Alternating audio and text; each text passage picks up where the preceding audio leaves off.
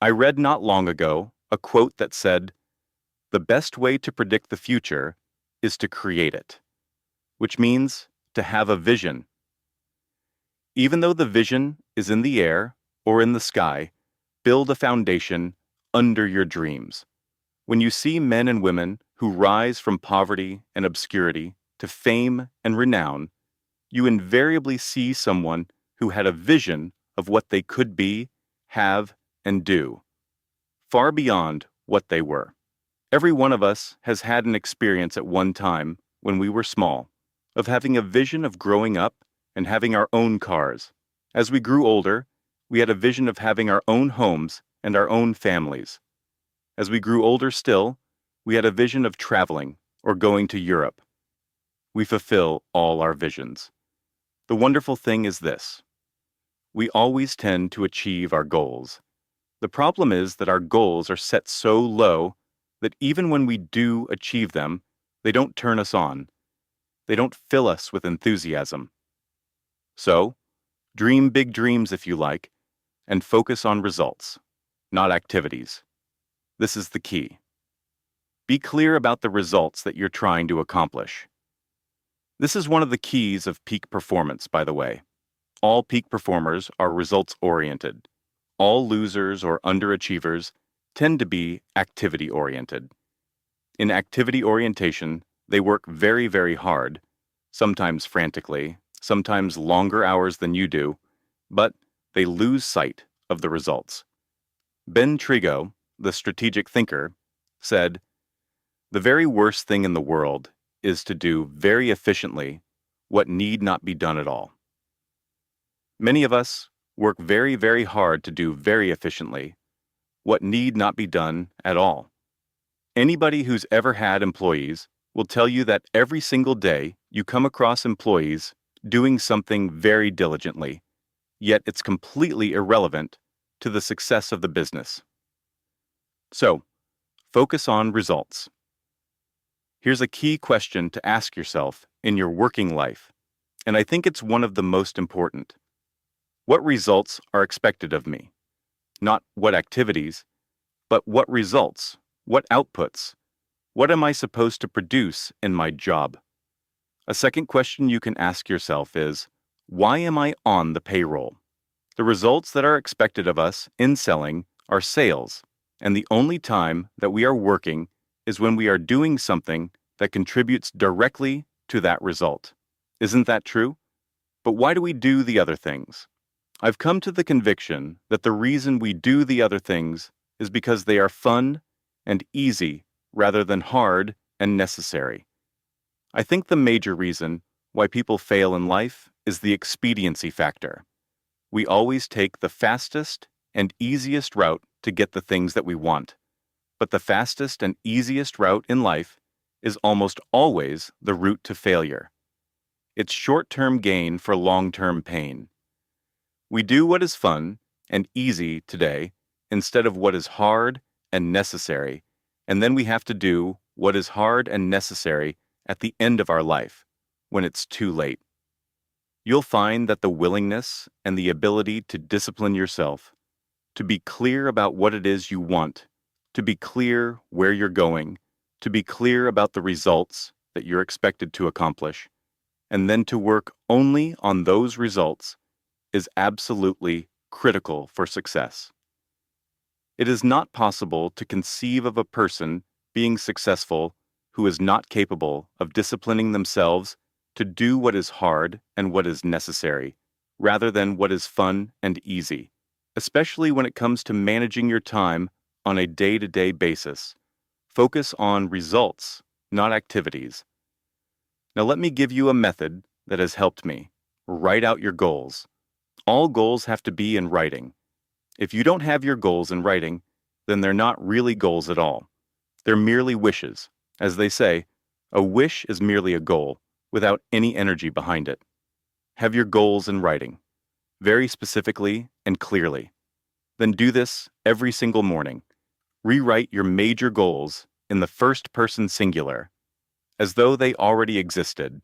Rewrite them every single morning. This should take you about 2 to 4 minutes, maybe 5. You can do it all in a paragraph.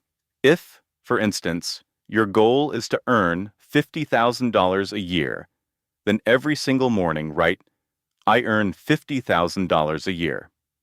If your goal is to be excellent in real estate, say, I am an excellent salesperson in my field. If your goal is to weigh a certain number of pounds or enjoy a certain kind of life, write down your major goals in the first person singular, as though they already existed today, every single morning. Then, every single evening, take 5 or 10 minutes, maybe instead of watching television, just before you turn the TV on, and say, wait a second, I've got to review my progress. Sit down and review what you've done in the course of the day. What have I done right today? What have I done that moved me toward my goals? And what would I do differently if I had today to do over again? Those 4 steps, rewriting your goals each morning, reviewing them in the evening, and asking yourself those 2 questions. What did I do right today? What would I do differently if I had the day to live over? In the next 30 days, will help you accomplish more than you accomplished in the last 6 months. This is the most incredible method I've ever seen. I learned it some years ago. Just rewrite your goals every morning. The only problem with goals is that we don't set enough of them, or we don't set them high enough. You can have anything you want. Imagine you can have anything you want, anything that you can hold in your mind on a continuing basis. You can have anything that you are crystal clear about wanting and are willing to pay the price to get. Clarity is the key. Be clear about what you want. Be clear about what you have to do to get it. Be clear about your vision. Speak, walk, talk, and act with clarity. That's the final point with regard to clarity. I've seen many men and women who have tripped themselves up by constantly beating around the bush. They're very careful about whatever they say, and by the time they say it, people have gone home for lunch. One of the keys to success is to be very straight and clear, very precise. Interestingly, one of the reasons people do not speak to the point is fear of offending others. There was a study where a group of executives, male and female, were asked, if you had to tell a person something unfortunate regarding their career that would affect their lives, and you've known about this for a long time, how would you break the news to them? Each person described the strategy, setting up the timing right, talking about common interests, closing the door, etc., very roundabout. Then they reversed the question, how would you like to be informed of this same subject? Every one of them said, I'd like to be informed in a straightforward way. You see, all of us want to be dealt with in a straightforward way. We think others are too fragile, so we tiptoe around, and sometimes by the time we finally deliver the news, it causes more problems than necessary. So be straightforward, be clear in your language, in your actions. Let people know exactly where you stand, exactly what you mean. Very, very important. It takes practice, by the way. Every single one of these habit patterns and qualities has to be learned by practice. I sat down and looked at this whole concept of excellence and saw something that hadn't clicked before, almost like something came to the surface of my mind. I noticed that every single man or woman I studied who had achieved any kind of success in any field whatsoever did it after they made a commitment to becoming excellent in that field. As I began to compare and talk to people, I speak to thousands of people virtually every month. I found that I never found a single person who was successful, who was not excellent at what they did. Competence, the commitment to becoming excellent in your chosen field, is an indispensable prerequisite for success. If you are not good at what you do, you haven't got a chance in our competitive society, unless you win the lottery. Success is predictable. If you commit yourself to becoming excellent, it changes everything about you. Only the top 5 or 10% are excellent. You've heard the 80-20 rule, the Pareto principle. The top 20% of salespeople make 80% of the sales. The bottom 80% make 20%. The difference, the ratio, is 16 to 1. The average income of people in the top 20% is 16 times the average income of people in the bottom 80%. Does it mean the people in the top 20% are 16 times better, more experienced, more hours worked, or more educated than those in the bottom 80%? No, not necessarily. But 20% are making 16 times the average of the rest. Prudential Insurance Company did a study. They put thousands of agents from around the United States into computers and found that 20% were doing 80% of the business. With all that data, they decided to compare incomes again, so they took the top 20% of the top 20%, which is actually the top 4%, and found they were earning, on average, 32 times more than people in the bottom 80%. They did it one more time, taking the top 20% of that 4%, the top 0.8%, and discovered they were earning, on average, 54 times the average of people in the bottom 80%. They found that in every state and every major city where Prudential had offices with large numbers of agents, there was one agent, selling the same product at the same price, in the same conditions, with the same competition, who was earning 50 times the amount of the average agent. 50 agents in that office, but one person was earning more than all the others combined. They found the key was that each of these top agents had made the commitment to become excellent early in their career. They didn't say, "I'm going to go into this and earn a living." They said, "I'm going into this and I'm going to be the best." You must commit yourself to excellence. You must commit yourself to becoming the best. The wonderful thing is that excellence is a journey, not a destination. You never get there. Complacency and satisfaction are the key enemies of excellence. Once you commit to becoming excellent, the whole world opens up for you. A very important point about excellence is this: do your best every time out and always strive to do it better. Remember, it's usually the last 5 or 10% of any job or project that makes all the difference. What we do is get 90% done, and then we start to drag our heels. We put the paperwork aside, think of excuses. Do what is fun and easy rather than what is hard and necessary. If you're going to do anything at all, the only time you get any joy out of it is if you do it well. When we do something well, it gives us a feeling of self-esteem and pride. We feel like a winner. But if we do things in an average way, it doesn't give us anything. You don't have to be a quantum leap better than someone else.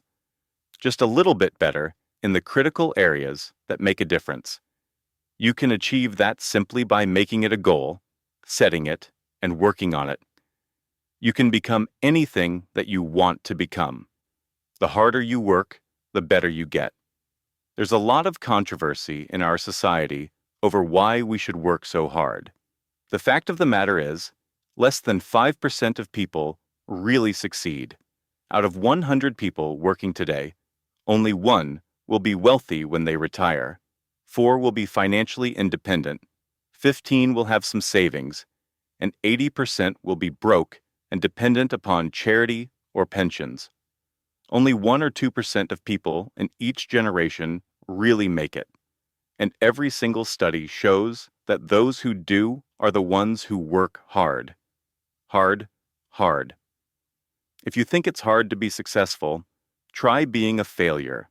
Try coming to the end of the trail with no money, dependent upon pensions, and you'll find out what hard is. The average self-made millionaire in America works 12 to 13 hours a day, about 60 to 65 hours a week. Here's something. In our society, you only work 8 hours a day for survival, Everything over 8 hours is for success.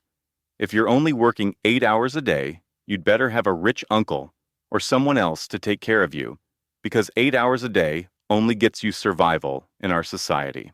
It's so competitive that if someone else is working 9, they have an edge. If they're working 10, they have a bigger edge.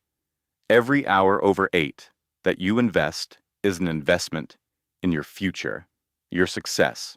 If you put in those hours, whether it's studying, reading, or working, it will pay off, and it will pay off big. It's like throwing seed in the ground. The plant that comes up isn't just one seed, it's hundreds of seeds. The market only pays excellent rewards for excellent performance. It pays average rewards for average performance, below average rewards for below average performance. I talk to men and women all over America who are unhappy, sad, and dislike their work. You know why? Because they're not good at what they're doing. Key points. You'll never have a feeling of self-esteem and self-worth. You'll never feel wonderful about yourself until you know you are good at what you do. If you do not love your work enough to want to be the best at it, get out of it the way you would get out of a burning house. Don't stay in a job you don't love, because it's the high road to failure, dissatisfaction, frustration, and unhappiness.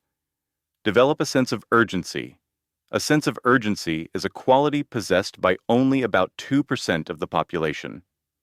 Those 2% do things fast and have a bias for action. Imagine you own a company with 2 employees of similar talent and experience. One has a sense of urgency, does things fast, and every time you give them something to do, they run with it like a football player running for the goal line. The other might get to it after lunch or maybe next Monday. Which one do you promote? Which one do you train? Which one do you send where help is needed? Always the person with a sense of urgency. The Gallup organization wrote a book called The Great American Success Story. They surveyed 1,500 people in Marquee Who's Who in America, 1,500 of the most respected men and women in America, and asked them what they considered to be the most important single quality of success. Almost unanimously, they said common sense. You can train your mind to have common sense. In my experience, action without thinking is the cause of every failure. Common sense comes from taking the time to think things through before you act. Listen to your intuition. Each person has an intuitive sense that will always give you the exact right answer for you. Studies show that men's intuition is just as accurate as women's intuition in tests. But in real life, women listen to their intuition more often, which is why, on the whole, they're smarter. Men often override their intuition because they try to get what they want the fastest and easiest way, even if their gut says, don't do it. Your intuition will always give you the most accurate answer for you, like an inbuilt computer that considers your life experience, knowledge, and everything going on around you. Learn from your setbacks. This is one of the characteristics of high-performing men and women. Every time they have a problem or a difficulty, they dissect it and learn everything possible from it. They try to develop general principles. Ask yourself, what is the most valuable lesson I can learn from this experience? Look for the lesson. It's always there. The unexamined life is not worth living, said Socrates, and Aristotle pointed out that wisdom is experience plus reflection. The reason so few people have wisdom is that they don't take the time to reflect on their experiences.